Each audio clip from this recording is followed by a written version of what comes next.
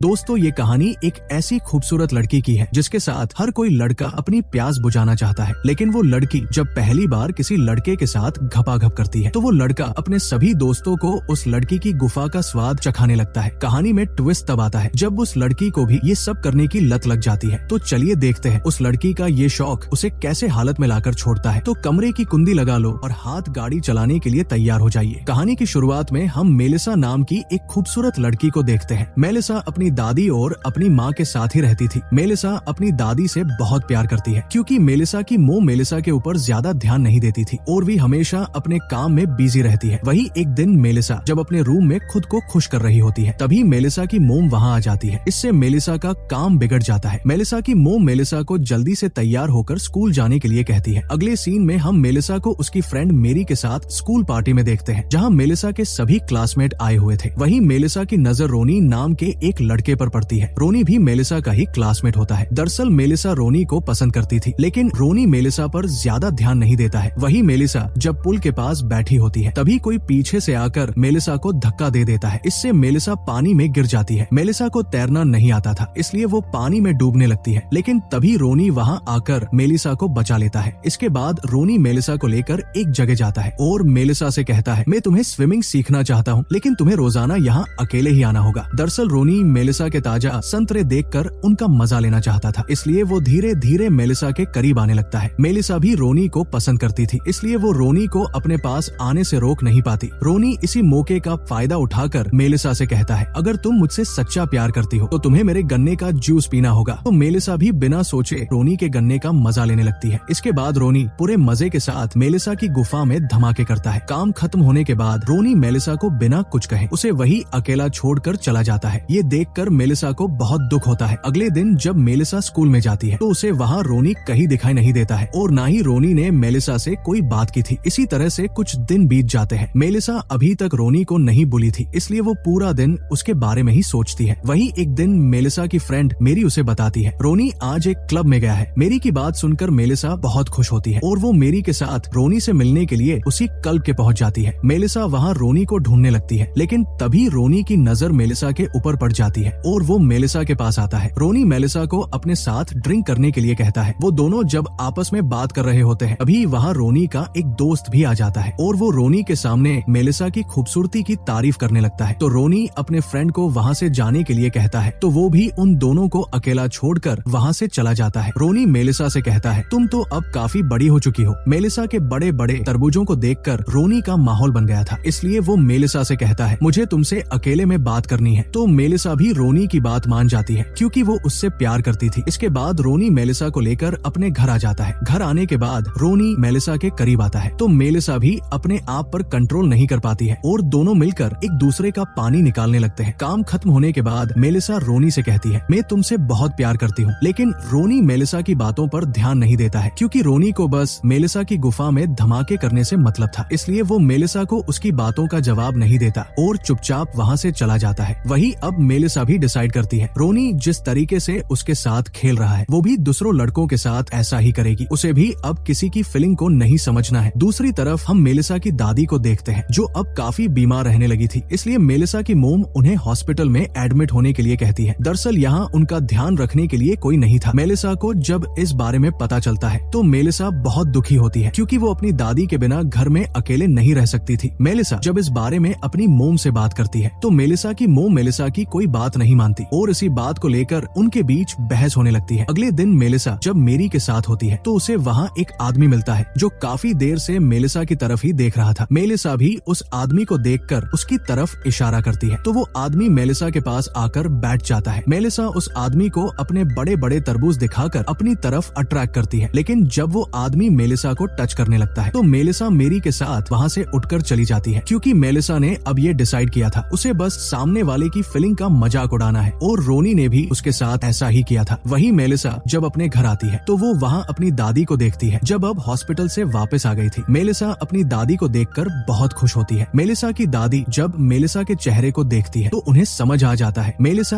अब बदल चुकी है और उसका अपने आप पर कंट्रोल नहीं है। मेलिसा की दादी इन सब के बारे में मेलिसा की मोम को बताती है लेकिन मेलिसा की मोम को इससे कोई फर्क नहीं पड़ता है और उन्हें ये सब मजाक लगता है। इसके बाद मेलिसा की दादी मेलिसा को समझाती है और उसे कहती है मैं जब तुम्हारी जैसी थी तो मुझे भी एक लड़के ने धोखा दिया था, लेकिन मैंने उसके ऊपर ज्यादा ध्यान नहीं दिया, इसलिए तुम्हें अभी अपनी पढ़ाई पर ध्यान देना चाहिए क्योंकि ये सब काम करने के लिए अभी पूरी उम्र पड़ी है। वही अगले दिन मेलिसा जब अपने रूम में पढ़ाई कर रही होती है तभी उसे रोनी का कॉल आता है। रोनी मेलिसा को मिलने के लिए बुलाता है। मेलिसा पहले तो रोनी को मिलने से मना कर देती है, लेकिन रोनी के रिक्वेस्ट करने पर मेलिसा मान जाती है और रोनी से मिलने के लिए चली जाती है। मेलिसा देखती है रोनी ने वहाँ अपने एक दोस्तों को भी बुलाया है। मेलिसा जब रोनी से इस बारे में पूछती है तो रोनी मेलिसा को अपने दोस्त के साथ गफा गफ करने के लिए कहता है। रोनी की बात सुनकर मेलिसा को उसके ऊपर बहुत गुस्सा आता है और वो वहाँ से जाने लगती है, लेकिन रोनी मेलिसा को रोक लेता है और उसे प्यार से समझाता है तो मेलिसा भी ये सब करने के लिए मान जाती है। इसके बाद रोनी और उसका दोस्त मिलकर मेलिसा की गुफा का स्वाद लेते हैं। वही अब मेलिसा को भी ये सब करने में मजा आने लगा था, इसलिए वो एक वेबसाइट पर अपना अकाउंट बनाती है और नए नए दोस्तों के साथ अपनी बातों को शेयर करती है। एक दिन मेलिसा जब स्कूल जाती है तो स्कूल में उसे एक आदमी मिलता है। वो आदमी मेलिसा के साथ मजे करना चाहता था तो मेलिसा उसके मन की बात समझ जाती है और उसे भी अपनी गुफा का स्वाद चखाती है। इसके बाद मेलिसा जब अपनी क्लास में जाती है तो वो देखती है उसके सभी दोस्त उसकी डायरी को पढ़ रहे हैं जिसमें मेलिसा अपनी लाइफ की सारी बातें लिखती थी। ये देखकर मेलिसा उनकर ऊपर बहुत गुस्सा होती है और अपनी डायरी लेकर घर आ जाती है। घर आने के बाद मेलिसा देखती है उसकी दादी किसी आदमी के साथ बैठी हुई है। ये देखकर मेलिसा बहुत खुश होती है क्योंकि उसकी दादी को अब उनका जीवन साथी मिल गया था। इससे मेलिसा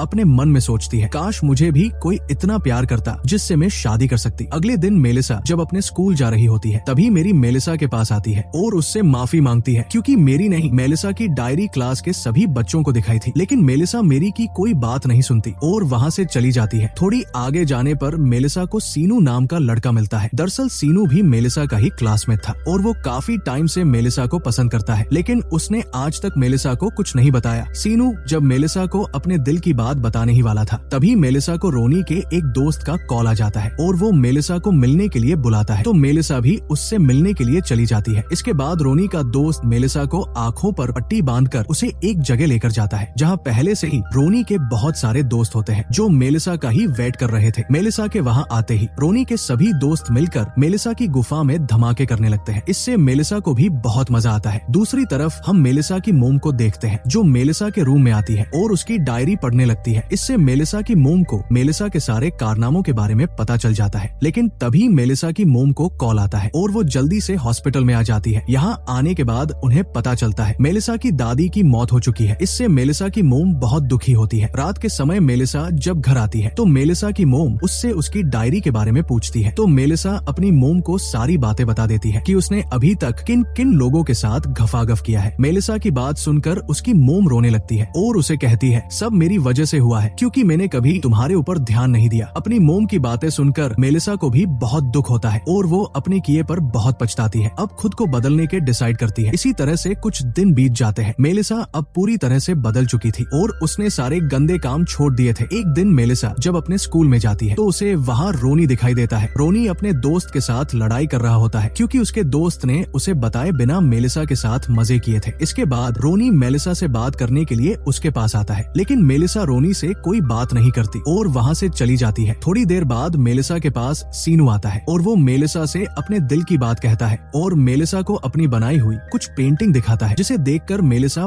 बहुत खुश होती है। मेलिसा और सीनू जब आपस में बात कर रहे होते हैं तभी रोनी भी उनके पास आ जाता है। रोनी मेलिसा को आज रात उसके घर आने के लिए कहता है तो मेलिसा उसे वहाँ आने से मना कर देती है तो रोनी मेलिसा को अपनी बातों से गर्म करने लगता है, लेकिन मेलिसा फिर भी रोनी की कोई बात नहीं मानती। अगले सीन में हम मेलिसा को उसकी मोम के साथ देखते हैं। मेलिसा अपनी मोम के साथ बहुत खुश होती है और वो दोनों अपनी दादी की कब्र पर फूल चढ़ाने के लिए जाते हैं और इसी सस्पेंस के साथ इस मूवी की एंडिंग हो जाती है। दोस्तों, अगर आप ऐसी और वीडियो देखना चाहते हो तो हमारे चैनल को सब्सक्राइब करना ना भूलें। Thanks for watching.